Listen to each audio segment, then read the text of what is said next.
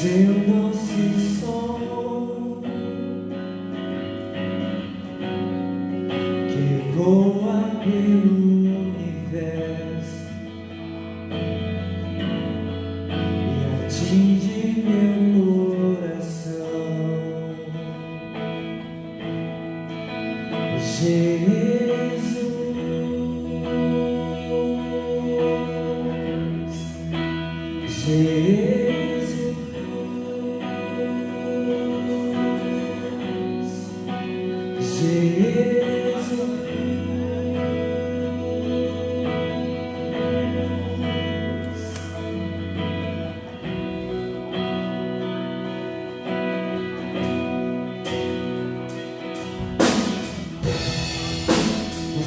veio a mim e me tocou, e em liberdade eu aprendi a amar os caminhos de beleza, os caminhos de pureza. Descobri onde te encontrar, descobri onde te encontrar.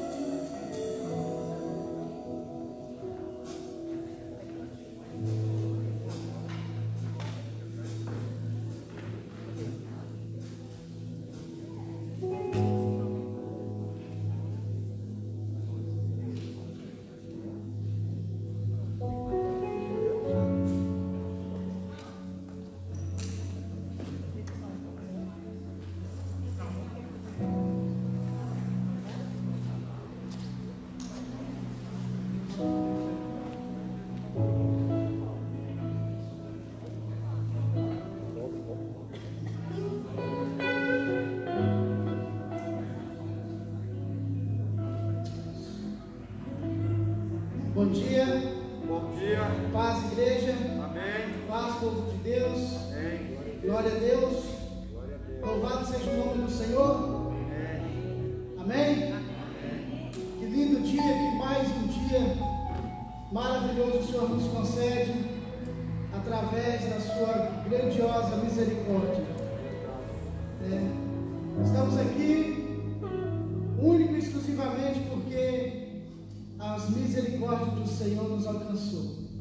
E nos deu essa oportunidade de sermos um pouquinho melhor do que fomos ontem. E sermos amanhã um pouquinho melhor do que estamos sendo hoje. É verdade. Então, nós nos alegramos no nosso coração, porque o Senhor tem sido um bom Pai. Amém? Amém. Tem se sentido como filho? Nesses dias agora, tanta coisa acontecendo, Deus tem sido um bom Pai? Amém. Tem sido um bom Pai. Hoje Ele já não nos trata mais como servo, mas como filhos. Amém. Glória a Deus. Né? Nós crescemos, nós avançamos. E quem é pai sabe o que você quer do filho. Só quem é pai sabe o desejo que você tem de fazer ao filho.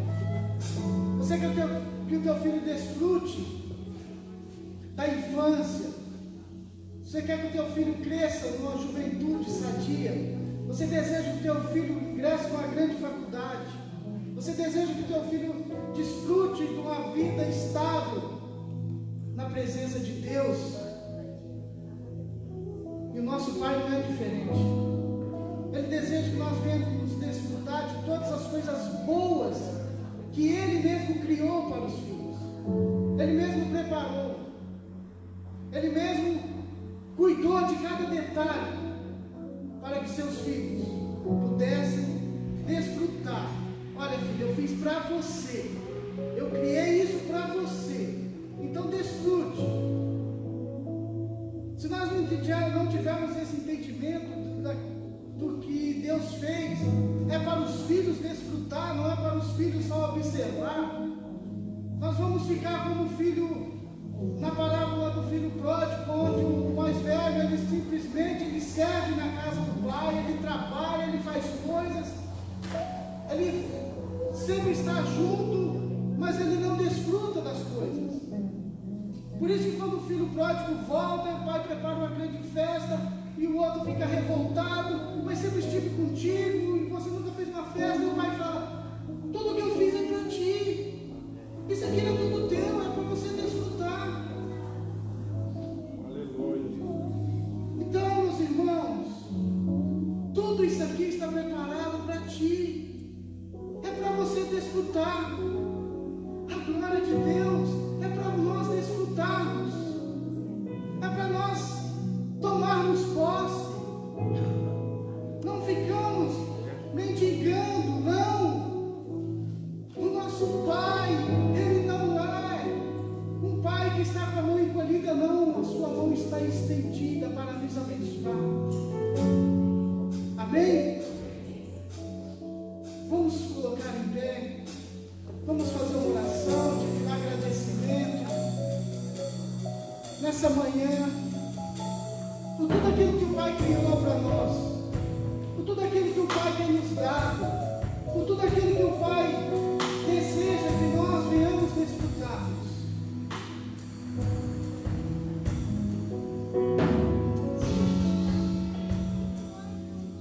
Vou te dar alguns minutinhos para você poder observar, para você agradecer, para você se apresentar na presença dele como filho. Filho, diga: Pai, eis-me aqui. Aqui estou eu hoje, nesta manhã, Pai.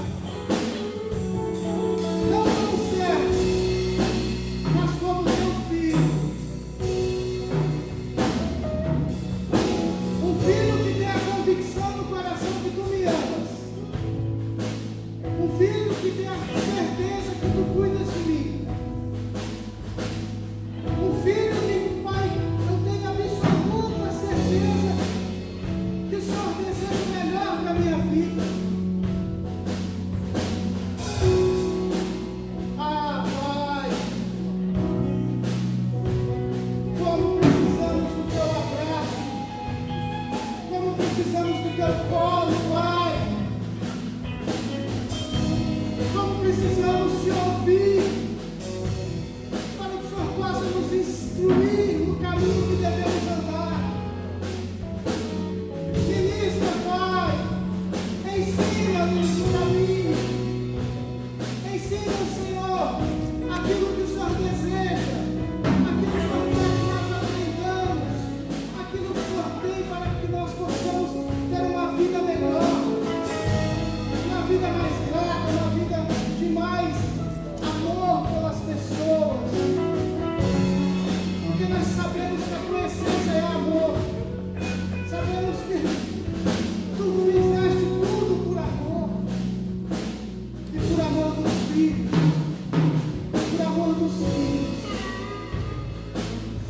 por amor dos filhos, e esse amor foi tão grande, que tu deste o teu único filho por amor de nós. Tu mandaste ele nessa terra pecaminosa, para que pudéssemos novamente termos relacionamento contigo, para que nós pudéssemos novamente adentrarmos na tua presença, para que nós pudéssemos novamente chegarmos diante da tua face e nos apresentarmos novamente como filhos. Obrigado, Deus. Obrigado, Pai. Louvado seja o nome do teu Filho, Jesus Cristo, o nosso Salvador. Aquele que não se importou em desfazer, em deixar todo o seu senhorio de Deus, mesmo sendo Deus,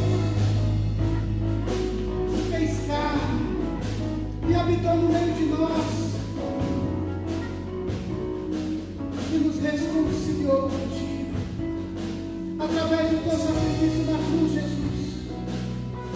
Através do teu sacrifício na cruz, Jesus, nós nos apresentamos hoje diante de Deus, o Criador de todas as coisas, como filhos, como filhos, como filhos, através do sangue de Jesus. Nós chegamos diante de Deus como filhos. Sim, somos filhos. Sim, somos filhos. Sim, somos filhos de Deus. Obrigado, Jesus. Obrigado, Jesus. Obrigado, Jesus. Obrigado, Jesus. Obrigado, Jesus, por nos enviar o Consolador. Obrigado, Jesus, por nos enviar o Consolador, o teu Espírito Santo, o Espírito Santo, o Espírito de Deus vivo. Ele deixou as mansões celestiais, ele não habita mais em palácios, ele não está mais numa arca, ele não está mais preso em nada, ele habita em mim. Diga, ele habita em mim. Ele trocou tudo que era mais lindo, ele trocou tudo que tinha mais valor e escolheu habitar em mim, habitar em ti. Porque o que tem mais valor, o que é mais lindo aqui na terra é você, para o Deus Criador de todas as coisas. Por isso que o Espírito Santo optou em habitar em você para todos sempre. Aleluia. Glória a Deus. Glória a Deus. Glória ao Pai. Glória ao Filho. E glória ao Espírito Santo para todos sempre. Amém. Aclama o Senhor. Aclama o Pai.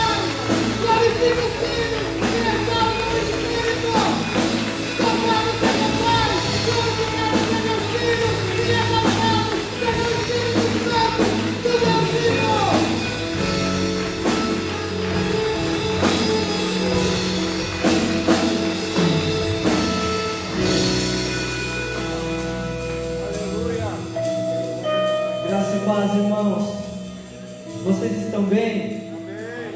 Vocês estão felizes? A gente vem pra cá mais cedo, né, pra ensaiar, e a gente vem bem empolgado. É difícil acordar, né? Ainda mais com frio. Mas é um prazer estar aqui na casa do Senhor. É um prazer vir aqui tirar um tempo de ensaio. É um prazer estar aqui agora adorando junto com vocês. Então eu quero te convidar nessa manhã para que você aqueça o seu coração, para que você se empolgue na presença de Deus. Então vamos fazer umas coisas legais assim? Vamos soltar os nossos braços, espreguiça aí, tira esse jugo de cima dos seus ombros, né? Jugo, tira isso. Deus não colocou jugo nenhum nos seus ombros. Você é livre na presença de Deus. Amém? Eu queria te falar agora assim, ó. Vamos aquecer nossas vozes. Vamos gritar assim, ó. Eu vou falar 1, 2, 3, 1, 3. A gente vai gritar glória a Deus, amém? Vamos lá? Vocês estão comigo? Então, 1, 2, 3. Glória a Deus! Vamos de novo? 1, 2, 3. Glória a Deus! Aleluia! Seja livre. Essa música aqui, ela vai cantar. Eu não me canso de pular na presença de Deus, de dançar na presença de Deus, de dar brados de alegria. Então eu quero te encorajar a gente cantar isso, que você faça isso. Amém? E se alguém olhar do teu lado assim, olhar te julgar, fala assim, irmão, vai ter com Deus, deixa eu ser livre. Amém? Não tem julgamento na casa de Deus, porque nós somos livres. Glória a Deus. Vamos lá.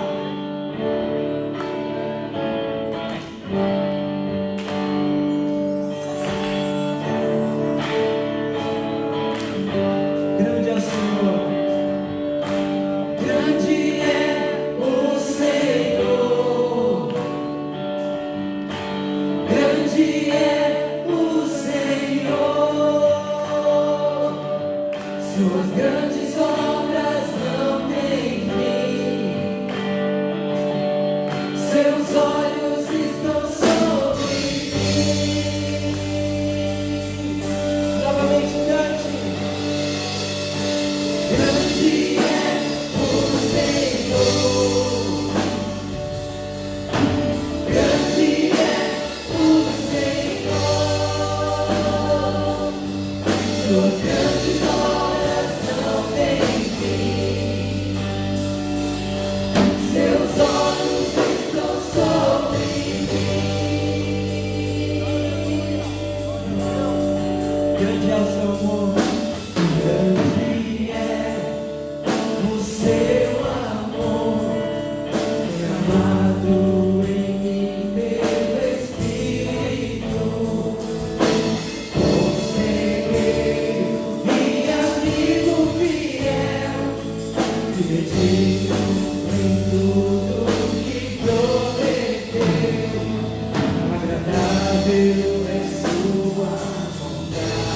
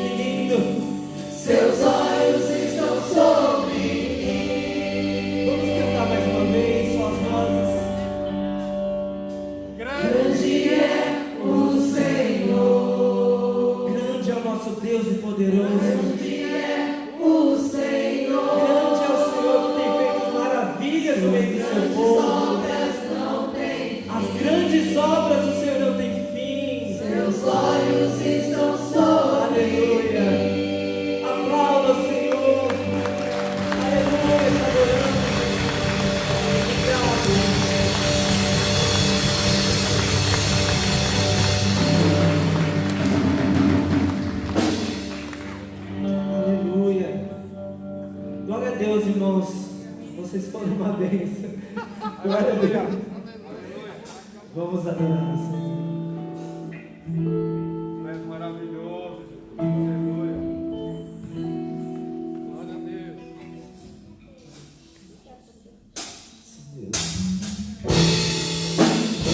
Seja improvisado aquele que vive entre os querubins.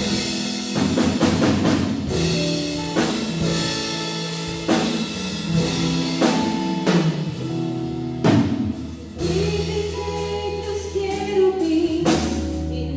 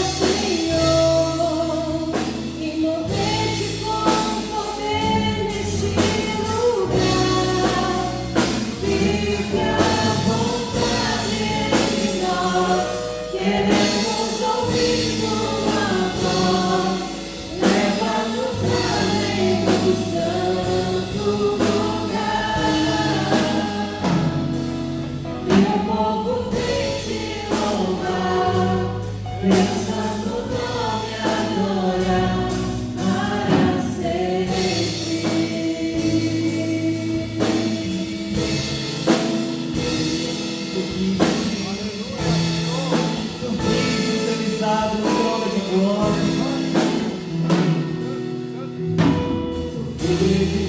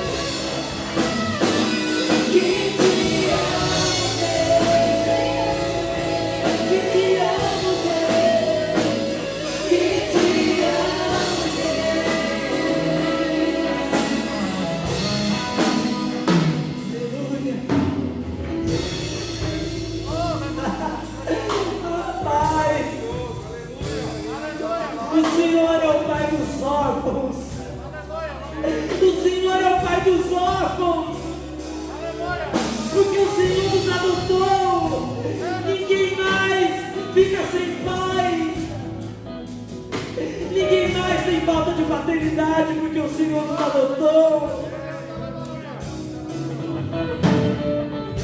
Ah, eu quero te falar, se teu pai foi cruel, se teu pai te abandonou, existe um Deus que te adotou. Existe um Deus que fala, eu te amo. Existe um Deus que fala, você é homem, você é mulher. Você não é o que o mundo te diz. Você não é as mentiras do diabo. Você é adotado no Pai. O meu pai abandonou minha família, mas o meu Deus não. O meu pai terreno me abandonou, mas o meu pai celestial não. Aleluia. Ah, como eu sou grato a isso. Quantos aqui entre nós não tiveram um bom pai?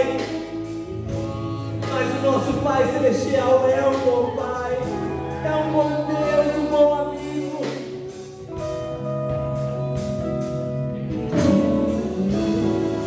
Que te amo, Deus.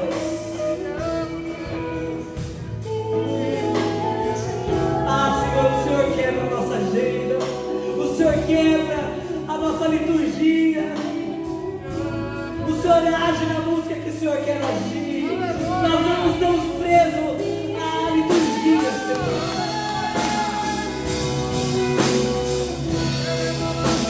Eu te amo. Eu tenho um Pai.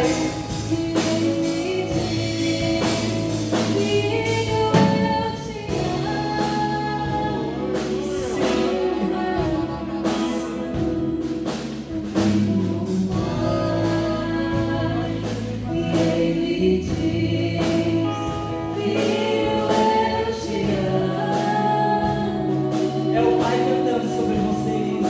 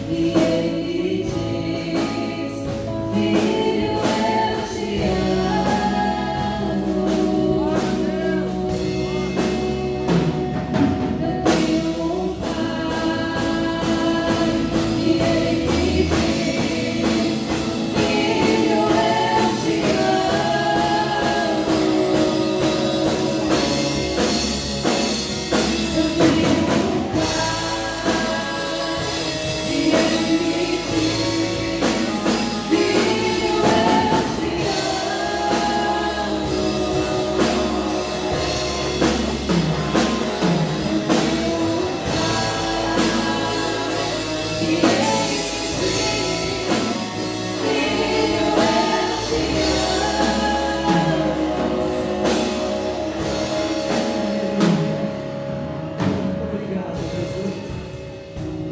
Como tu és lindo.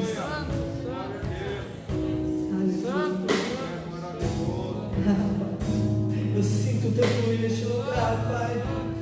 E eu te agradeço, Senhor. Toque em nós de novo, Senhor, nessa manhã. Toque em nós de novo, Pai. Toque em nós de novo.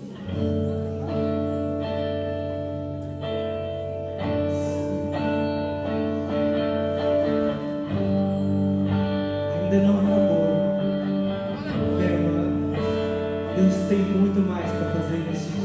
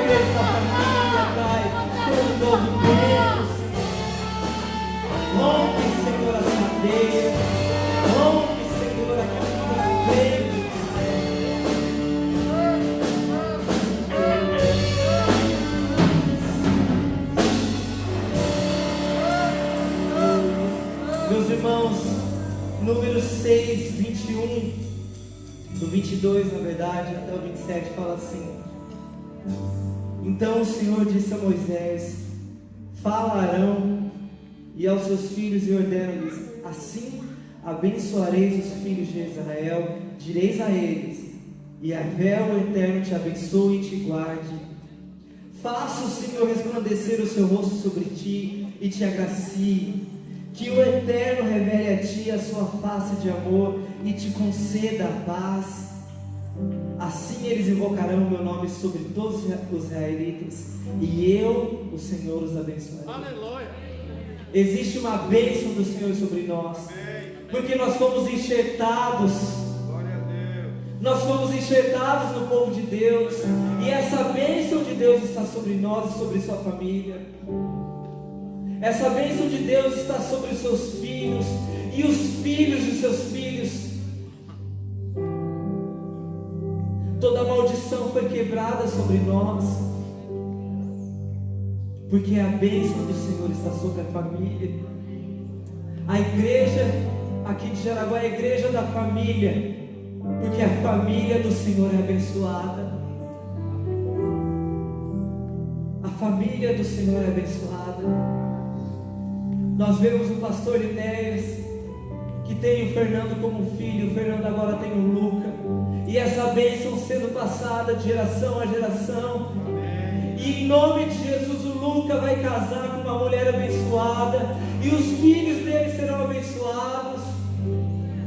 Nós temos o pastor Hildo, que agora sua filha tem um filho, e esse menino vai ser abençoado, e vai ter uma esposa abençoada, e os seus filhos vão ser abençoados. De geração em geração, os meus filhos serão abençoados. Então tome posse disso. Se o seu pai não liberou uma bênção sobre você, o nosso Deus liberou uma bênção sobre você. O Senhor está falando muito forte hoje sobre paternidade aqui. Glória a Deus. Ah, Deus. Glória a Deus. Eu te peço, Senhor, em oração agora, que o Senhor sopre nos ouvidos de quem sempre ouviu maldições e palavras negativas. Que o Senhor fale agora que existe uma bênção sobre nós. O Senhor diz na palavra que eu acabei de ler: eu te abençoarei de geração em geração. A minha face resplandecerá sobre ti. Eu te guardarei. E a Bíblia é tão completa que lá nos Salmos fala: ainda que eu ande pelo vale da sombra da morte, o Senhor está comigo.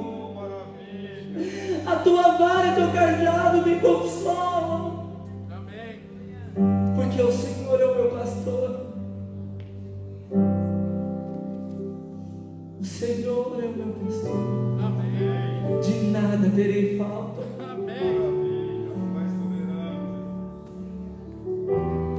Vamos cantar essa canção e que ela seja profética na sua vida.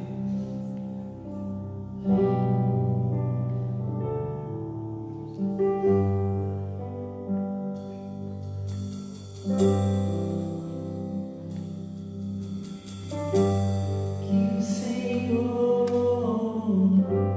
te abençoe e faça brilhar seu rosto em ti, que conceda sua graça e te dê paz. Novamente. Que o Senhor te abençoe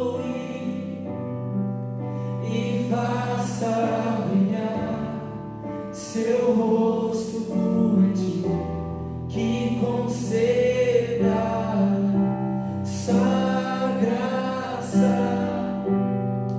e te dê paz. Amém.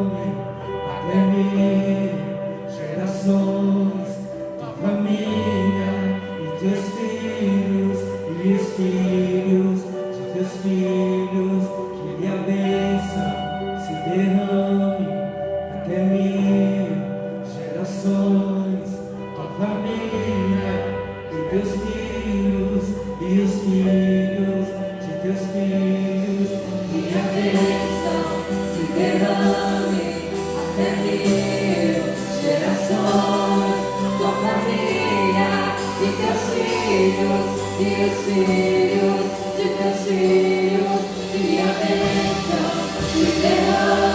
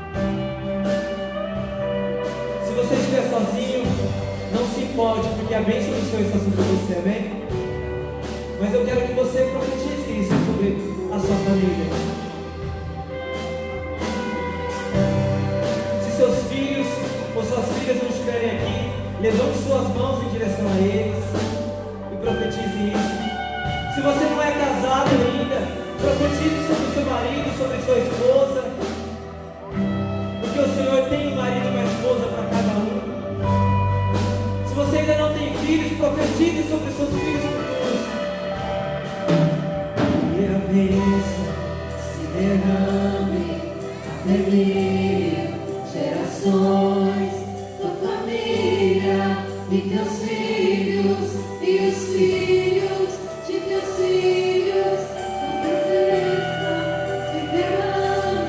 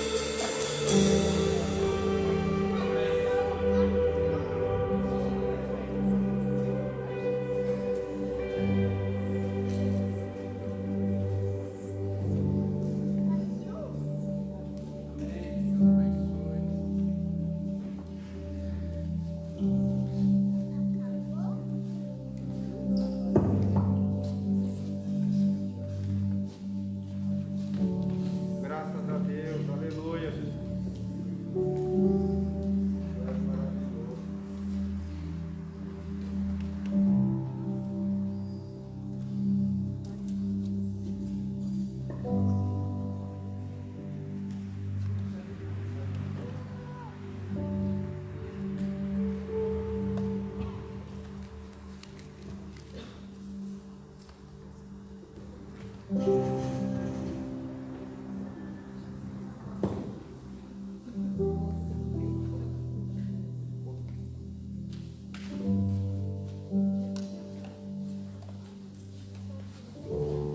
paz do Senhor a todos. Amém? Poder se assentar.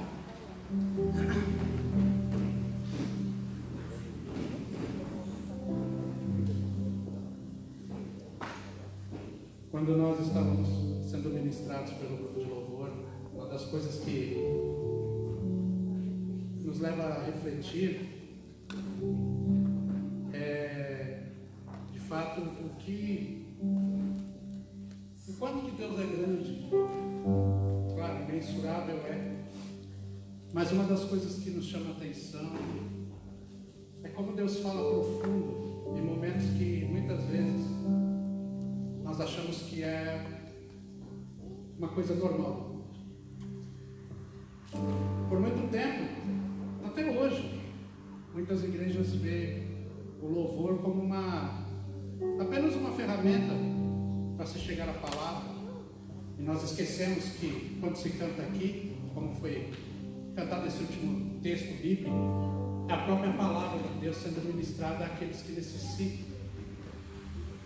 Eu já vivi tempos em que, eu ministrando louvor, nós não tínhamos pregações. Você consegue imaginar 2h30 de adoração? De um povo caído no chão? Só música. E não é que não tinha uma mensagem naquele dia. Tinha uma mensagem sim para pregar. O pastor tinha preparado uma mensagem. Mas naquele dia Deus não queria ouvir o pregador ministrar uma palavra. Deus estava usando um ministério específico que ele levantou. E às vezes a gente se esquece disso. Se esquece que o que cantamos aqui verdadeiramente é o que é ministrado na palavra. Não é nada que sai da minha inteligência, nem da inteligência do ministério. Não é nada que seja criado por uma ilusão, por algo que de repente eu determinei para que seja daquela forma. Mas é totalmente o contrário. São músicas selecionadas, são músicas preparadas e oradas com antecipação. Para quem vai subir aqui durante uma semana, ele se prepara, ele jejua, ele ora, para que não você tenha um melhor culto. Não é você o alvo. É para que com você Deus receba o melhor da adoração. Deus receba aquilo que Ele verdadeiramente merece, aquilo que Ele é digno. Por mais esforço que nós fazemos fisicamente e espiritualmente, ainda na verdade nós não chegamos próximo daquilo que Ele é digno de receber. Mas mesmo assim, pela sua infinita misericórdia, Ele ainda abre as portas e nos deixa chegar aos seus pés e lançar as suas coroas em adoração a Ele. Por isso que eu quero pedir a você um detalhe simples. Quando você vier à casa do Senhor, nós sabemos que muitas coisas acontecem no nosso dia a dia. Venha desprendido. Venha pronto, não para ouvir o que eles vão cantar. Venha pronto para cantar com eles algo para Deus. Não para que chegue aqui e eu vou somente exaltar ao Senhor e a igreja vai me assistir na minha adoração plena. Na verdade, o que se repete aqui em cima é o que se faz em casa. O que se repete aí embaixo, deveria ser o que se faz em uma casa. E o reflexo de tudo isso é a nossa adoração com Deus. Nós confundimos muito. Durante um tempo, como o Alan ministrou aqui, nós sempre fomos servos e entendemos que a igreja, de uma certa forma, a igreja mais antiga, ela começou com um processo de servidão. Não é errado ser servo, mas nós esquecemos que nós somos filhos e cordeiros de Cristo. Aleluia. Pedro deixou muito claro na sua primeira carta. Glória a Deus. Nós não somos um povo qualquer. E um detalhe interessante é que tudo isso, muitas vezes nós esquecemos. Muitas vezes nós ainda trabalhamos com esforço físico e não com aquilo que é espiritual. E aí quando se diz que a luta da carne contra o sangue, nós entendemos que é só a luta do pecado dentro do processo introdutório do texto de Efésios e de Romanos. Não. A luta da carne contra o sangue também abrange os nossos contextos emocionais, tudo aquilo que nós pensamos, tudo aquilo que nós somos E principalmente, igreja, aquilo que nós entendemos. E quando fazemos para Deus, não fazemos pela carne. A carne vai fazer parte até você morrer. Mas fazemos com a carne no Espírito. Essa é a grande diferença. Eu quero hoje ministrar uma palavra com vocês, que Deus me inspirou, sobre importância. E hoje, dentro desse contexto, me ajudou bastante. Porque falar de importância é uma coisa que nós paramos para refletir. E eu gostaria que o André colocasse o tema ali para mim. O que importa é saber o que importa. É um contexto filosófico, onde que uma vez me utilizei na sala de aula com os meus alunos em filosofia, e eu falei essa parte, todo mundo ficou olhando para mim assim, e eu falei, agora eu vou explicar. O que importa é saber o que na verdade importa. Não é você sair aí para qualquer forma, de qualquer jeito, tentando entender o processo. Quando eu olho para a Bíblia, uma das coisas que mais me chama a atenção é que a palavra importar, ela vem na tradução do Aurélio e de qualquer colocação que seja, é trazer para dentro. Por exemplo, se fala muito de importação quando se fala de economia, e é o quê? Comprar um produto fora do seu território e trazer para dentro do seu território. Importar ou dar importância é você conhecer algo e colocar para dentro de si. Então, o que te importa está dentro de você. Não é o que você fala somente, é o que está dentro do seu coração. Porque a palavra de Deus diz que, olha, o bom tesouro está guardado onde? No teu coração. E a tua boca vai falar depois sobre isso. E o que mais me chama a atenção é que não são todos que prestam atenção no que importa. Dentro do culto, o que importa? O que na verdade nós estamos fazendo aqui? O que de fato tem relevância, tem importância? O que de fato é o meu foco? O que de fato eu vim fazer aqui 9h15 da manhã, se eu poderia estar dormindo?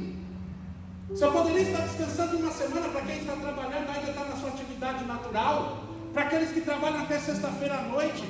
Eu agora como professor trabalhando, home office, eu sempre falo errado esse negócio, mas assim, trabalhando em casa, a gente trabalha muito mais do que trabalhar numa sala de aula. Eu sinceramente estou orando para que esse coronavírus seja vencido logo com a vacina, para que eu volte a dar aula presencial, porque são tantas emoções. Professores que estão aqui comigo já sabem as emoções. Eu nunca vi aluno ligar para o meu WhatsApp com a autorização da escola. Falei, olha, meu Deus do céu, e nós atendemos todos de bom grado, e o aluno está lá com toda a descrição do que é para ser feito, e ele diz assim, não entendi. Você sabe por quê? Porque aquilo não importa. Aquilo não está dentro dele. Ele não sabe para onde vai. Ele sabe que tem que chegar no fim do ano e passar de ano, senão a mãe dele casca. Hoje, ultimamente, a mãe dele não faz nada, nem o pai. Na minha época, se eu repetisse, minha mãe, chuveirinho, sabe aquela borracha de chuveirinho, aquela mangueira? Eu fui curado desse trauma, pastor, porque fazia assim, esse som pelado. Você imagina se ele me acerta numa coisa que não deveria acertar? Entra no banheiro, tira a roupa, tu vai apanhar. Eu apanhei assim porque tomei chuva, eu apanhei assim porque eu fui um aluno meio fora da escola, assim, né? Eu sempre fui muito bem de nota, porém eu era muito bagunceiro. E minha tia dava aula na escola, e eu vou aqui falar algumas coisas assim, pra você entender. E chegou no momento da minha vida que eu estava na diretoria, era uma vez por mês, isso não é exemplo para ninguém. Mas eu vou dizer para você sim, sempre me dei muito bem com as notas. É isso que o pessoal ficava louco. Porém, apanhei bastante por ser um mau exemplo. E eu não entendo hoje como os pais não acompanham esse processo. Porque não importa. Porque quando importa, está dentro de você. Existe uma frase que eu mesmo comecei a entender, que é: o que não importa, nós não empregamos empenho, valor e tempo. E aquilo que importa, de fato, nós damos às nossas vidas. Você concorda? com essa frase, senão está na Bíblia. Você concorda com isso? Que aquilo que te importa, você dá a sua vida. Aquilo que não importa, você não vai empregar tempo, você não vai dar valor, muito menos você vai se empenhar. Você não vai correr atrás. Por exemplo, vou usar uma metáfora, uma brincadeira aqui. Eu sou São Paulino.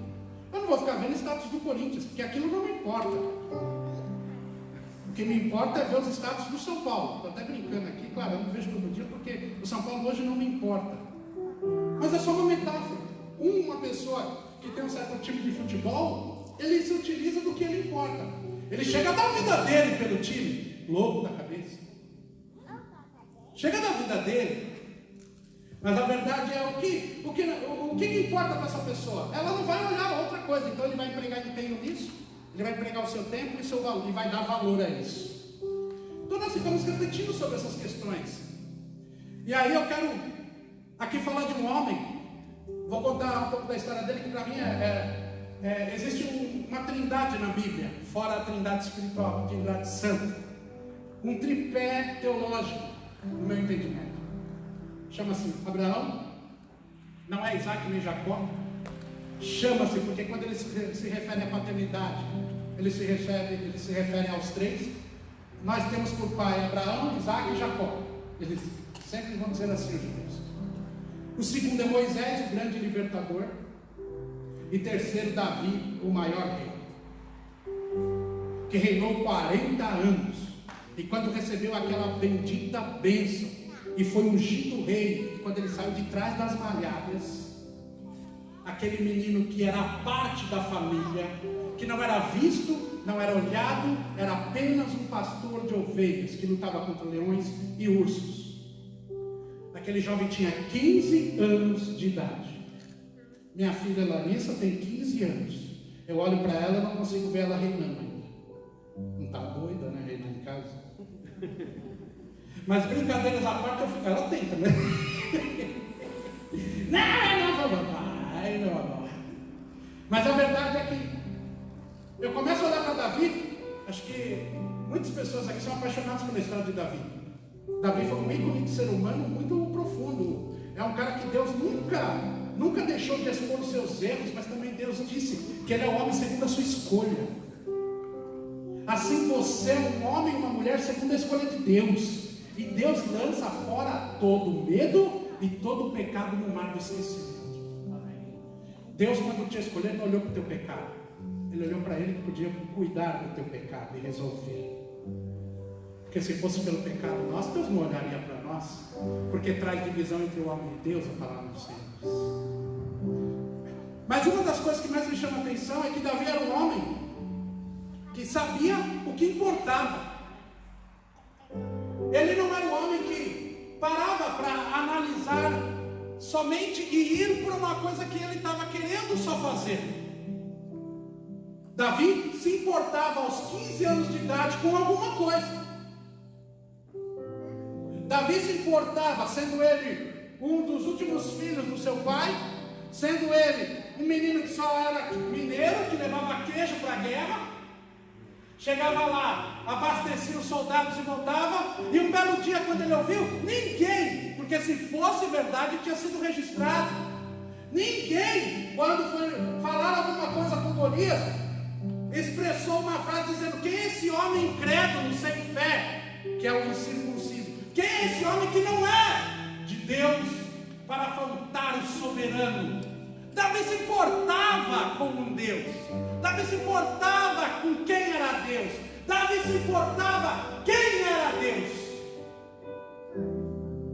E o homem estava chacoalhando, a palavra certa, estava brincando no meio do arraial com o povo. E dizendo para o exército: desce um, ou desce 15, vamos ver quem é melhor. Ele afrontava. Ele dizia, durante 40 dias ele ficava enchendo o saco no arraial, no vale. E no dia que Davi foi lá, ele falou: deixa que eu vou. Deixa que eu vou. Esse cara está de brincadeira. Eu sei quem é Deus, por isso me importo com ele. Aleluia. E a minha pergunta para você é que nós vamos aprender com Davi um pouco hoje. o que realmente Davi tinha por importância. Eu quero fazer com que você entenda pelo Espírito Santo, te fazer uma reflexão do que o que importa para você. Muitas vezes a importância que nós damos a algumas coisas, nós estamos dando de uma forma errada. Existe um filme chamado Alice nos Países das Maravilhas, que, para quem não sabe, ele foi escrito por um matemático do século 17, 18, chamado Carl Sagan. Esse matemático, ele escreveu, mas ele usa um pseudônimo, ou um nome, um codinome, para escrever Alice, que eu não lembro agora qual que é o nome específico que ele usa. E esse matemático, ele descobriu uma coisa que todo mundo achava que era o contrário. Ele descobriu a literatura. Ele descobriu o que é a literatura, porque através da matemática ele escreveu um livro, escreveu uma forma de filosofia, uma vida. Alice nos Países das Maravilhas foi inspiração para escrever o primeiro filme, para ser feito o primeiro filme de Matrix.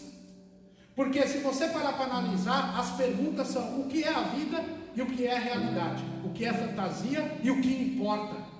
Esses dois filmes falam disso. Uma menina que sai do meio da floresta correndo, cai no buraco e cai numa realidade em que para ela não é. Mas para eles que estão lá, é uma realidade deles. Por isso que é tão difícil você e eu entendermos o que é, na verdade, o mundo espiritual. Porque a relação do físico, ela é diferenciada do espiritual em algum momento. E esse filme vai retratar, na verdadeira pergunta da vida que todos fazem um dia: o que importa? Para onde eu vou? O que é a vida? São as 3 perguntas que mexem com a humanidade até hoje. Cientistas, através de hipótese, tentam resolvê-la e não conseguem. E ela só é encontrada no único livro em que é desprezado. Eu sou o caminho, a verdade e a... De novo, eu sou o caminho,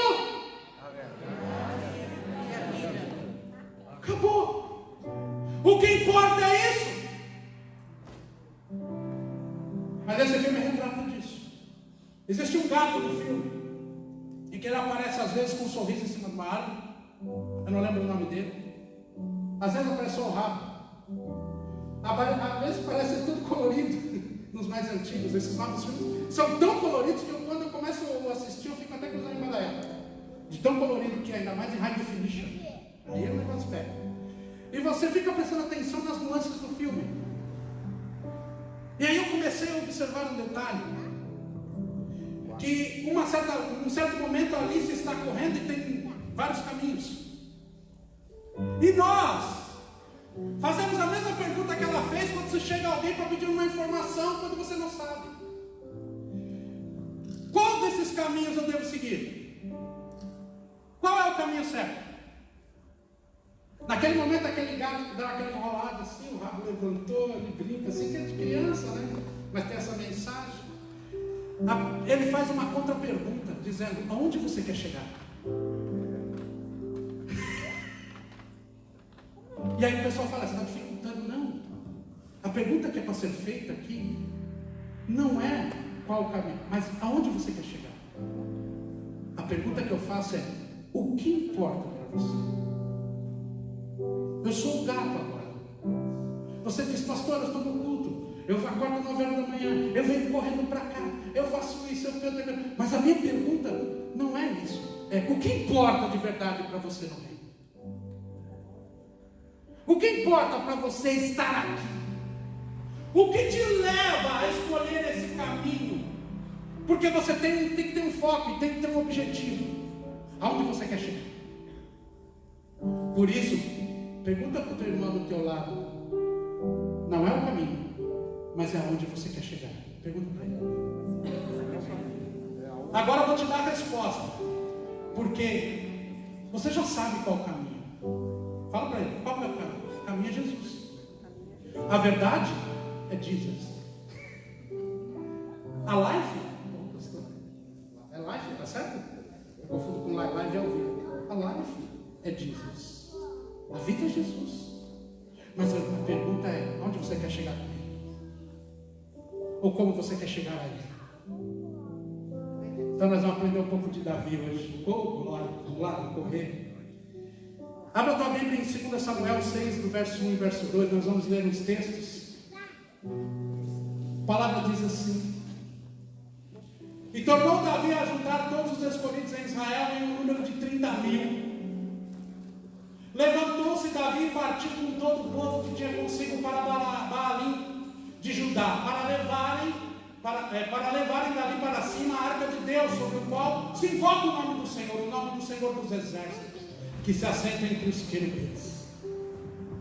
Primeira coisa que eu quero falar com você: o que motivava Davi a se importar com Deus, com as coisas? O que importava para Davi era isso.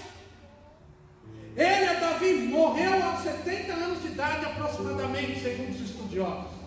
Com 15 anos de idade, ele foi ungido rei. Ele esperou aproximadamente de 15 a 20 anos para assumir o trono. Ele reinou 7 anos em Judá e 33 anos unificando o norte e o sul da região, fazendo assim Israel. Ele reinou 40 anos. Foi um dos reis mais longínquos que a Bíblia conhece. O reino de Davi ficou conhecido mundialmente. E Davi é chamado até hoje pelo povo judeu como o grande rei, o grande monarca, o homem segundo a escolha do coração do Altíssimo. Ele agora tinha acabado de chegar em Hebrom, tinha conquistado Hebrom. Ele era perseguido por Saul, mas agora ele chega, vai para uma batalha, galera. Saul é morto. Ele é aclamado como rei de Hebrom e rei de Judá. E depois, Jonatas também na mesma batalha é morto. E aí Davi chora e o povo vem e entrega a coroa. E ele é aclamado pelo povo como rei. Davi começa o seu reinado depois de grandes perseguições, de grandes batalhas, de grandes dificuldades, a partir do dia em que ele foi ungido. Saul olhou para ele, deu a sua filha em compromisso, porque tinha que pagar a dívida para quem derrubasse Golias. Porém, quando se enciumou, vendo literalmente que Davi era o homem que Deus tinha escolhido para levantar Israel, ele, no seu coração, se empedreçou e começou a perseguir aquele que era sua mão direita no reino, que era o amor do seu filho, que era o grande amigo do rei, aquele que tocava a harpa para que os espíritos mal dele iam embora, aquele que trazia alívio. Um menino jovem, agora com 17, 18 anos, que estava no reino lutando as batalhas do rei. Mas nós sabemos que Davi foi perseguido muito tempo. O tempo de duração do reinado de Saul, de 15 a 20, ele foi o tempo de perseguição de um homem. Eu quero te fazer uma pergunta. Para Davi, nada importava, porque o que nós temos que entender é que para Davi importava era conhecer, não apenas se informar. Abre a Bíblia em 2 Samuel, segundo o livro de Samuel 6, verso 9. E temeu Davi ao Senhor naquele dia e disse: como virá a minha arca do Senhor? Eu vou introduzir na história, você vai entender. Nós temos que começar nesse mundo virtual, gente, onde nós estamos recebendo megabytes de informações, milhares por segundo de coisas que acontecem nas redes sociais. E tudo que você clica no Google, você vai ter vários tipos de informação sobre o mesmo assunto, onde que requer de você uma criteriosidade para explorar, para saber o que é e o que não é de real. Tem de tudo, mas o que importa é o que você vai ver. E para Davi não era se informar, era conhecer. Davi, até então, um menino que estava cuidando dos seus pastos, um seguidor religioso da religião do seu pai, um menino que estava ali cumprindo com as suas coisas, e Deus o escolheu. A partir daquele momento, ele começa a entender que ele não pode se informar sobre Deus, mas sim conhecer a Deus na sua profundidade. E a maior prova que Davi não conhecia a Deus, e ele começa agora um processo de conhecimento, é que no dia em que ele traz a arca, Um acidente acontece e ele teve que perguntar como trazer a arca para mim. Estava escrito! Isso mostra que ele é informado, mas não conhecedor. Quem conhece ou tem conhecimento primeiramente ele é seletivo e ele nunca é esquecido. Quando você conhece, se aprofunda, você não esquece mais. Mas quando você se informa, a informação é esquecível e ela é acumulativa. Você pode se informar de muitas coisas, mas você também, ao mesmo tempo, você pode perder essa informação. Mas quando você conhece, quando você se importa, quando você põe para dentro, isso nunca mais será esquecido na tua vida. Fazer uma pergunta para você. Dos músicos aqui, quem lembra que foi domingo retrasado a última música que foi cantada? Primeiro tem que calcular que dia que foi domingo retrasado. Depois eu tenho que ver quem ministrar. Vai se informar. Brincadeiras à parte.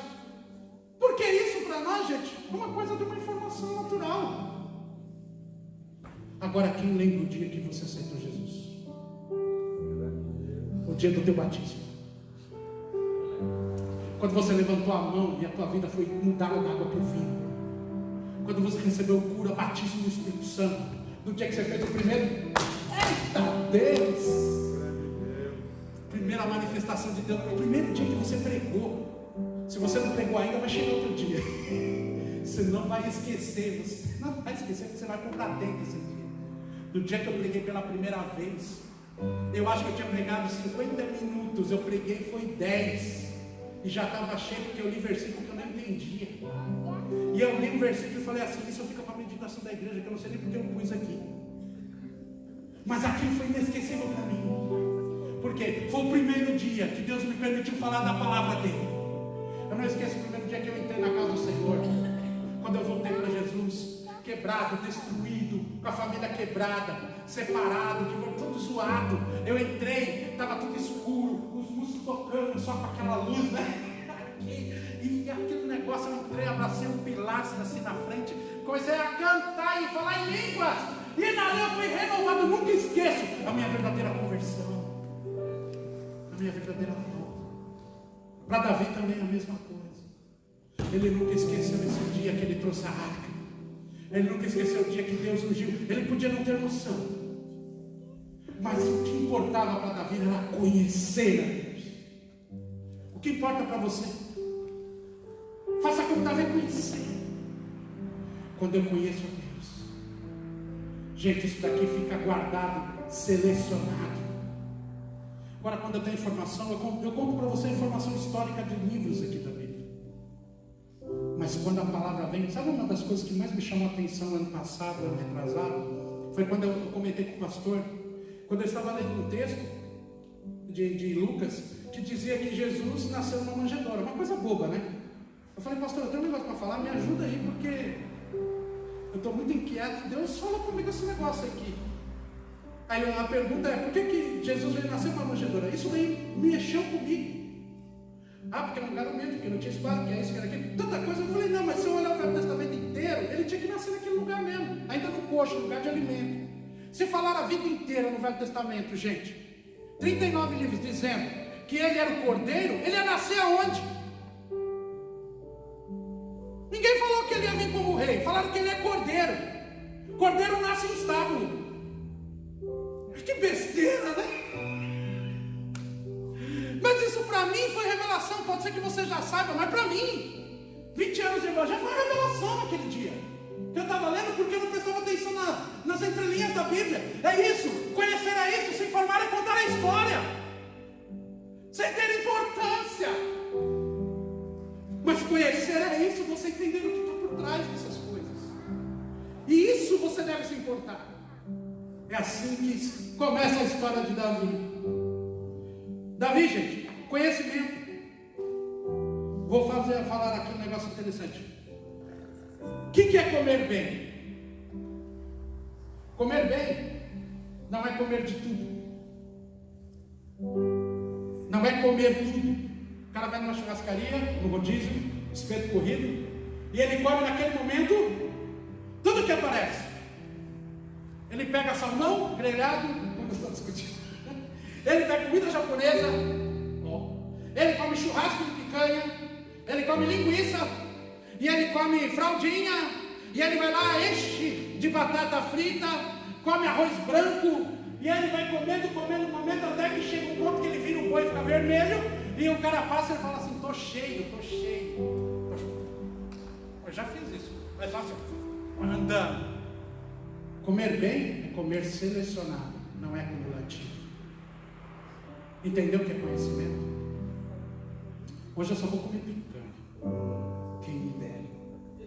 Hoje eu só vou comer, meu Deus. Hoje eu vou no japonês porque eu vou comer só. Você não vai no japonês que nem uma picanha, meu irmão. Eles estão tentando me levar para o japonês aqui, eu até vou lá, mas vamos ver, né, como é que vai ser comer esse negócio com os lá, será que vai levar? Mas é uma coisa, é conhecimento. É isso que eu quero deixar claro para você. É isso que muda a tua história e a minha história.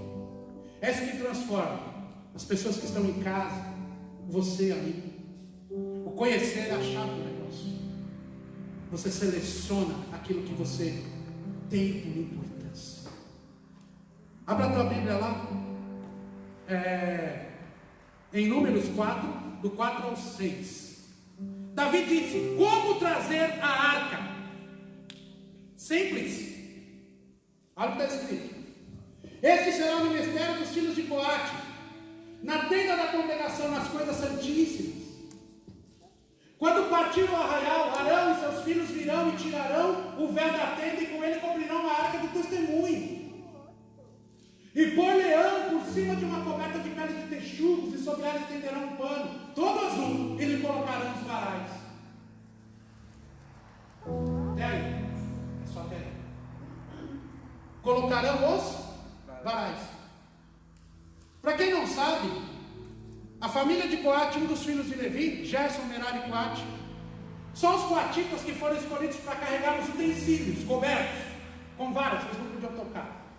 O altar de holocausto, a mesa de apropriação dos pães, o incenso, a espiriteira, o candelabro, o véu que tinha a palma da mão de um homem de largura e 5 metros de altura por 5 de comprimento. Para entrar naquilo tinha que vencer uma batalha, porque aquilo era grosso. Eles carregavam isso, mas eles não tocavam, eles enrolavam em panos, em texugos, depois coberto com pano azul, para entender que era vindo do céu, que aquilo é santo. Uma consciência antropológica, só para você entender que isso aqui você não toca. E com varais compridos, que eles ficavam distantes um do outro, para carregar, por exemplo, o altar de holocausto que tinha argolas. Não era só a arca que era carregada em varais, todos os utensílios eram carregados em varais. Eles não tinham carros de boi para carregar. Todos os outros filhos, Merari e Gerson, que carregavam as madeiras e os tecidos, eles carregavam em carros de boi. A escolha de Coate não carregar em escolha de boi vinha depois, que eles com Davi se tornariam músicos, porque eles iam agora adorar o Santíssimo, porque eles traziam a presença de Deus sobre seus ombros. Você percebe que isso daí, Davi não sabia. Davi de repente não tinha conhecimento, mas eu posso aqui apertar mais essa porca e dizer que é culpado disso foi Eli, foi Saul. Posso dizer que foi Samuel? Porque na batalha que se perde a arca, ninguém vai buscar. Se perde a leitura, se perde o foco, se perde a busca. E durante anos a arca não estava em Israel, e mesmo Israel parado fixamente no lugar. Por isso que de repente Davi não sabia. De repente Davi na sua palavra podia ter sido destruído, mas não ia lembrar, porque aquilo não tinha importância, porque a presença de Deus não estava ali, a arca que simbolizava isso. Então para eles tanto faz. O que te tem importância aqui dentro?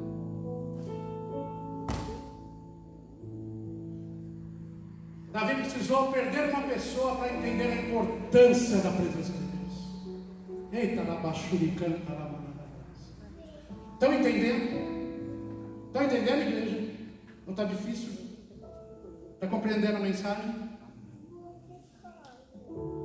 Uma das coisas que me chama a atenção também agora é que quando ele olha, eles levavam tranquilamente. E Davi sabia de como seria. Mas uma das coisas interessantes que Davi se importava era em honrar a Deus como rei na sua missão. 2 Samuel 5, do 1 ao 5. Agora eu vou dar uma tranquilizada. Então todas as tribos de Israel vieram a Davi em Hebrom e falaram dizendo: eis-nos aqui, são os teus ossos da tua carne. E também, outrora, sendo Saul ainda rei sobre nós, eras tu que saías e entravas com Israel. E também o Senhor te disse: tu apacentarás o meu povo de Israel, e tu serás príncipe sobre Israel. Assim, pois, todos os anciãos de Israel vieram ao rei em Hebrom, e o rei Davi fez com eles um acordo em Hebrom perante o Senhor, e ungiram a Davi sobre rei de Israel. E da idade de 30 anos era Davi quando começou a reinar. 40 anos ele reinou. Só até aí, amigo. Deixa eu ver. Em Hebrom reinou sobre Judá 7 anos e 6 meses. Em Jerusalém reinou 33. Assim sobre todo Israel e Judá, como eu já tinha falado. Uma das coisas que você tem que olhar é que Davi, tu imagina, adolescente, presta atenção, quando você tinha 15 anos, escolhido rei, quanto tempo ele ficou até sentar no trono? Aproximadamente quase 20 anos, se não for mais, porque tem o tempo ainda de Samuel. Você para analisar o quanto tempo isso tudo demorou, a instrução que ele tinha recebido, e agora ele carrega algo sobre ele, de uma unção de um homem que era juiz de Israel, o profeta da vez que era Samuel, e agora ele sabe que Saul é rei. A luta é muito pesada, mas Deus e Davi se importava em cumprir o que foi dito pelo profeta Samuel lá na casa dele, que literalmente ele foi escolhido segundo o coração de Deus para ser o rei. Eu quero te dizer que a tua luta, meu irmão, vai acabar, porque você foi escolhido. Agora procure se importar com a escolha que Deus te deu, ainda que não esteja fazendo. Deus vai te honrar, porque Ele vai te chamar a vir, e você vai começar a honrar Ele na sua missão. Você tem uma missão. Em nenhum momento Davi se esquivou de ser rei, mesmo não tendo a dimensão do que é ser, mesmo não entendendo como ele seria, já ungido e não sentado ao trono, mas ele tinha a certeza que ele faria de tudo, mesmo ainda sem entendimento máximo daquilo, de honrar com a sua missão de ser rei, e não se desviar nem para a direita e nem para a esquerda. Olhe para a frente, olhe para aquilo que importa. Davi, o que importava para ele era fazer a vontade de Deus, era honrar a Deus naquilo que Deus o chamou. Em nenhum momento era ele se gabar, chegar a Saul e dizer: Deus me escolheu segundo o seu coração, agora você está aflito, o teu trono está com dias contados. Era verdade ou não era? Era. Mas em nenhum momento Davi tripudiou sobre Saul. Tem um caso icônico na Bíblia em 2 Samuel, 1 Samuel, que Davi chega numa das cavernas, e Saul está perseguindo os homens, doido para matar Davi. Saul queria matar Davi de qualquer jeito. E naquele dia Saul dormiu, a galera dormiu, nos posição a galera, papá. Davi chegou por trás, e no momento que ele estava dormindo, em uma outra fase no banheiro, ele cortou um pedaço das vestes, subiu no lugar e mostrou para ele na mão: Saul, eu tive você nas minhas mãos, Deus me deu você nas minhas mãos, e eu não matei você, porque ai daquele que tocar no ungido do Senhor. Olha a noção que esse homem tinha. Em um momento ele tripudiou em cima. Saul, sabendo que Saul tinha perdido já o seu reinado, só estava cumprindo a sua derrota. Honre a Deus na tua missão. O que importa para você hoje é a sua missão. Uma das coisas que importa para você hoje é a sua missão. Qual a sua missão? O que importa para você na sua missão? Isso que é o tremendo objetivo teu. Segunda coisa. Segunda não, terceira, aliás. 1 Crônicas 13, do 1 ao 5. Dá licença, deixa eu tirar isso aqui.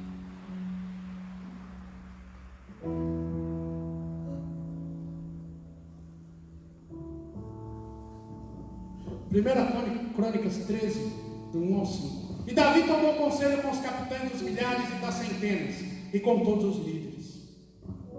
Ele disse Davi a toda a congregação de Israel: se bem vós parece, se isto vem do Senhor nosso Deus, enviemos depressa mensageiros a todos os nossos outros irmãos em todas as terras de Israel, e aos sacerdotes e aos levitas nas suas cidades e nos seus arrabaldes, para que se reúnam conosco. E tornaremos a trazer para nós a arca do nosso Deus, porque não buscamos nos dias de Saul. Então disse toda a congregação: que fizeste assim? Por esse negócio pareceu reto aos olhos de todo o povo.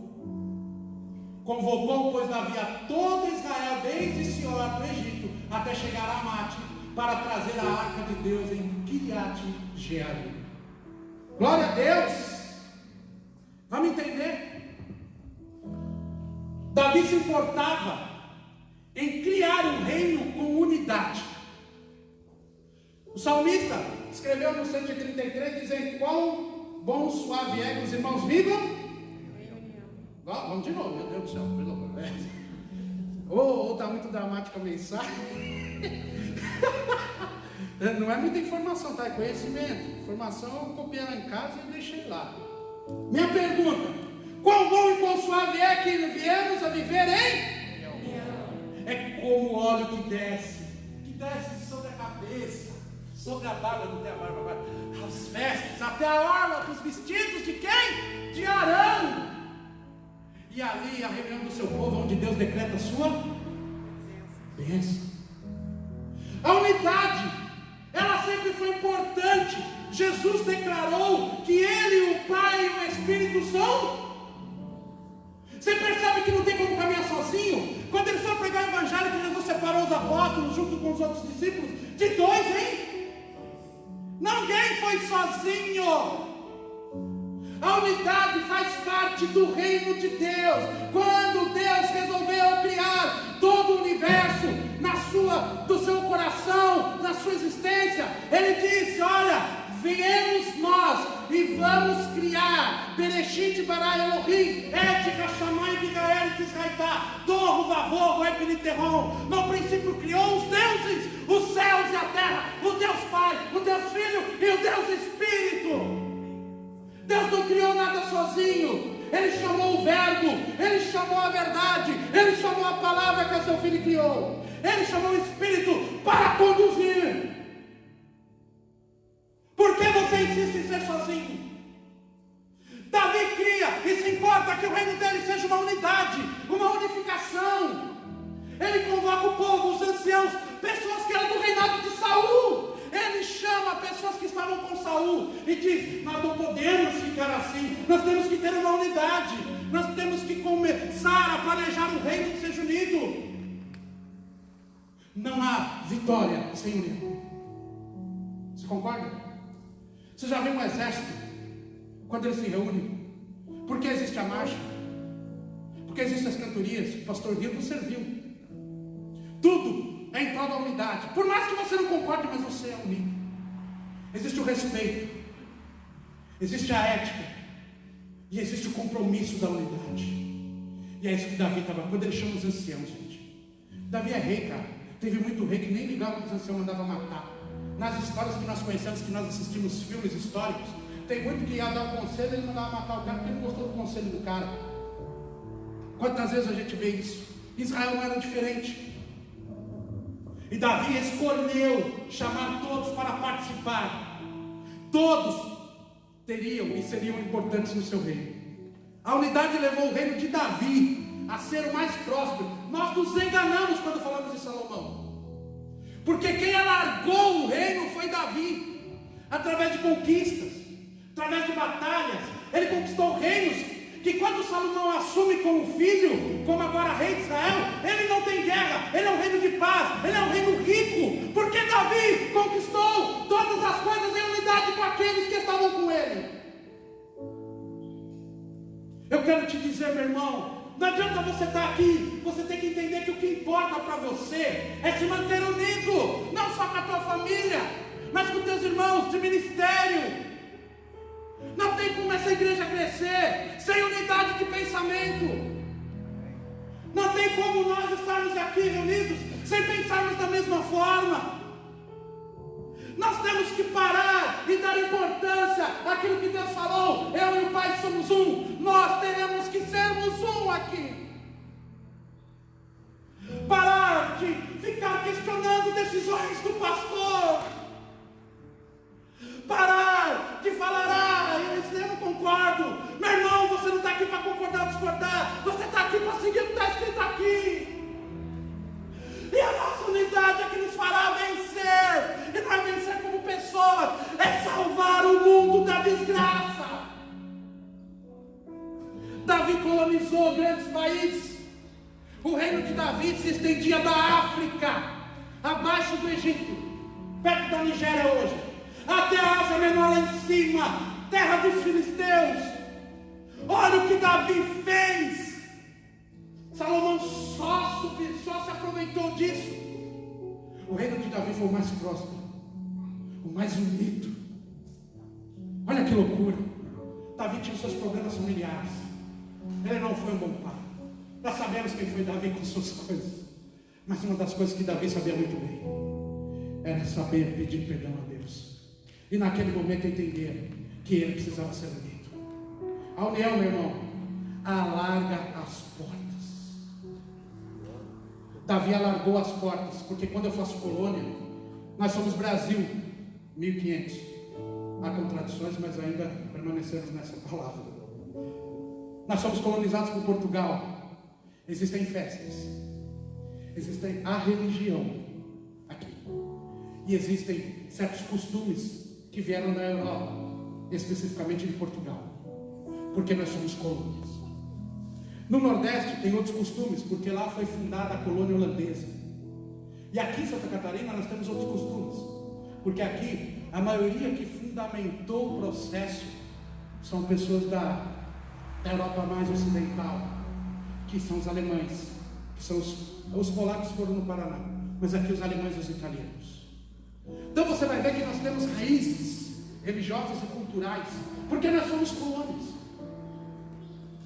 Davi, quando conquistou as terras, ele difundiu o nome do teu, difundiu o nome de Deus para todas as nações que eram incrédulas, que eram politeístas. Não por ele forçar, é que quando ele conquista, esse povo assume agora o dever de honrar o Deus daquele rei. E Davi alargou as portas dizendo: todos vocês vão ter a oportunidade de conhecer o verdadeiro e único Deus. E eles conheceram. Quando chega o dia de Pentecoste, galera, foi tudo por causa de Davi, lá atrás. Porque se as portas não tivessem alongado, o evangelho não tinha chegado e todo o tempo tinha se fechado num pedacinho. Porque quando o Espírito desce, haviam 19 nações sendo representadas por judeus ali, que falaram 19 línguas fixas das suas nações. As grandezas de Deus foram divulgadas. Isso é unidade. E cada um foi para o seu território pregar o evangelho. Paulo não foi a Gálatas. Paulo não fundou a igreja dos Gálatas. Só escreveu uma carta. Porque quando ele passou por lá, a galera estava como? Falando do Espírito Santo, foi batizado e tudo, mas sem ordem. E Paulo só foi obrigado a escrever o que é.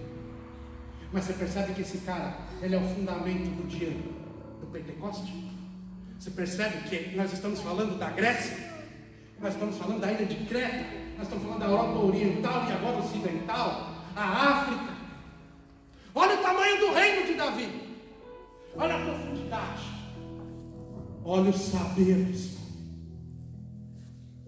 Dizem que Davi lutou as guerras do Senhor. Eu costumo dizer que Davi abriu as portas para o reino de Deus naqueles lugares. Quando ele fez uma colônia, quando ele trabalhou e conquistou terras. A unidade para Davi. A unidade, meu irmão, ela vai trazer muitas coisas a você. Uma das coisas que nós temos que entender que nós não somos e nós interpretamos errados, porque está escrito na Bíblia algumas funções, principalmente dos levitas, e nós entendemos de uma forma meia distorcida. Eu e você somos mordomos, não porteiros e zeladores. A função de um porteiro é barrar a entrada de pessoas. Certo ou errado? Oi? Tá certo. O porteiro é cara crachá, ele tem que barrar quem não é. O zelador, ele zela para que ninguém chegue, para que ninguém se aproxime, para que ninguém toque. Nós somos mordomos, nós cuidamos. é curadoria. Nós sabemos e conhecemos e agora nós ministramos. E nós abrimos as portas e dizemos: vinde benditos do meu Pai, conhecereis a verdade e ela vos libertará. O reino de Davi era único, porque ele pensava e o povo pensava como ele, os seus generais pensavam como ele, os seus ministérios pensavam como ele pensava. E ele não era um monarca que dizia o que faria. Tanto é que Davi tinha um coração tão quebrantado que num dos erros dele, Natã, o profeta, veio a ele. E olha que para chegar no rei, para pedir para falar, demorava. E quando Natã chegou e disse: você pecou, ele caiu no chão e falou: misericórdia, Deus. Ele não mandou matar Natã. Como diz assim na brincadeira, Natã subiu no seu conceito, porque foi o homem que teve coragem de falar para Davi o erro dele e que ele deveria consertar e o que Deus ia fazer através daquilo. Unidade. Se Davi não tivesse unidade, ele mandava matar Natã, assim como Saul mandou matar Davi, assim como outros reis mandaram matar os profetas, assim como outras pessoas, por ouvirem palavras, deixaram de falar, porque quando Deus vem estabelecer algo, Ele quer trazer a unidade ao povo, e o povo muitas vezes quer trabalhar pelo orgulho, pelo egocentrismo, desviar a atenção de tudo isso e perde a verdadeira, real função nossa nessa terra. Mantermos unidos como uma igreja poderosa, alargar as portas, trazer aquele que não tem unidade, aquele que não tem pai, aquele que é órfão lá fora, para conhecer o que é uma unidade verdadeira. Por mais de pessoas que tenham profissões diferentes, pensamentos diferentes, vidas diferentes, mas eles pensam, quando se fala de reino de Deus, da mesma forma. Você crê nisso?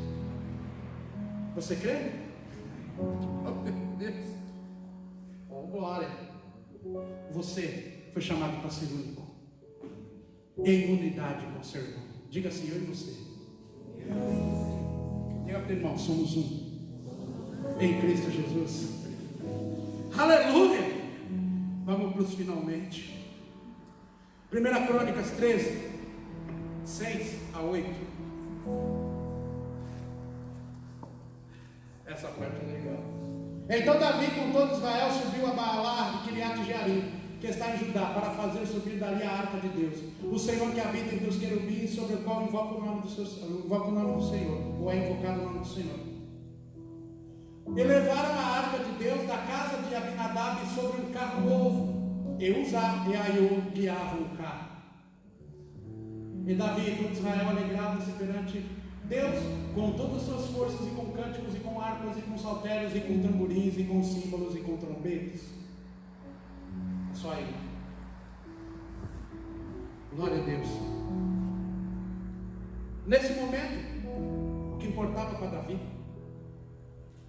era reinar com a presença de Deus. Não tem outra coisa a ser feita. Davi queria reinar com a presença de Deus. Ele não ia se abster disso de maneira alguma. E ele, depois de muitos anos, ao qual ninguém se importou, ele pediu para trazer a arca do conselho, a arca do testemunho, a arca da aliança, como você prefere. E ela veio. Davi lembra que tinha que conhecer a Deus lá no início? Ele não tinha esse conhecimento. A palavra do Senhor diz, vou contar a história, que Uzá e Aiô, que eram dois guardas, eles eram porteiros e zeladores, andavam do lado da arca até que ela tropeçou em carros de boi, como diz em 2 Samuel. E naquele momento, a arca começou a tombar, e Uzá pôs a sua mão para proteger, também sem conhecimento. E naquele momento ele foi partido ao meio, e a Bíblia diz que Davi se contristou no seu coração, ficou muito ruim, e chamou aquele lugar de Pérez Uzá, porque aqui Deus partiu a Uzá ao meio. E um dos detalhes que me chama a atenção é que Davi falou, ficou questionando: pô, fizemos lá um carro de boi de ouro, é um boi novo, é tudo zeradinho, como? Nunca foi usado, como é que Deus não aceita? Ele sabia que o que importava para ele era a presença de Deus, mas Deus se importava em que ele fizesse corretamente. E naquele momento ele pegou o carro de boi, direcionou para a casa de um geteu chamado Obed, que era em Edom. E a casa dele e a arca ficou lá depositada, coberta 3 meses. Após 3 meses de aflição e angústia e desespero, Davi ouve uma notícia: Davi, a casa do Geteu, lá em Edom, lá de Obed, lá em Obed, ele literalmente foi multiplicado, ele foi abençoado, Deus prosperou ele, sua família e sua casa. Davi falou: meu Deus, Deus está agindo, nós temos que trazer ele para Israel, eu não posso reinar sem ele. Você imagina 3 meses Davi chorando usar, Davi se questionando, Davi perguntando, porque Davi se importava em trazer, mas ele estava fazendo da forma errada. E aí ele aprendeu que lá em Números 4, ele sabia que tinha que ser os levitas, ele chama toda a galera, reúne, gente, eram 4.000 pessoas, e ele ainda traz animais, a cada 6 passos, ele sacrificava um animal a Deus, 7 cordeiros, eram sacrificados a cada 6 passos que eles davam. Você vai ver essa história em 2 formas, em 2 Crônicas, em 1 Crônicas e em 2 Samuel sempre, capítulo 6 e o capítulo 13 em diante de Crônicas. Você vai observar que quando ele estava naquele momento, executando o seu processo, ele assume o lugar do sacerdote, ele pede para fazer uma veste, que seja de rei, e o segundo um éfode, que era de sacerdote, que um rei não poderia usar, com as 12 pedras de engate, que representava as tribos. E naquele momento ele falava: Senhor, se tem alguém para morrer aqui, para trazer a tua presença, que seja eu, não mate mais ninguém. Eu quero ser o cara que vai trazer a tua presença, eu quero assumir a bronca, a responsabilidade, porque Davi se importava com a presença de Deus. Quantas vezes a gente não assume as nossas responsabilidades com Deus? Porque o que importa para nós, meu irmão, é a presença dele. A gente não pode ficar sem a presença dele, porque a presença dele vai trazer toda essa cadeia que eu estou ministrando. A harpa fazer toda a diferença. Você percebe que tudo isso é por causa de um único símbolo para ele, que para ele significava a presença de Deus. E para nós vir ao culto, sim, a importância do quê? É a nossa arca. O que será que nos importa?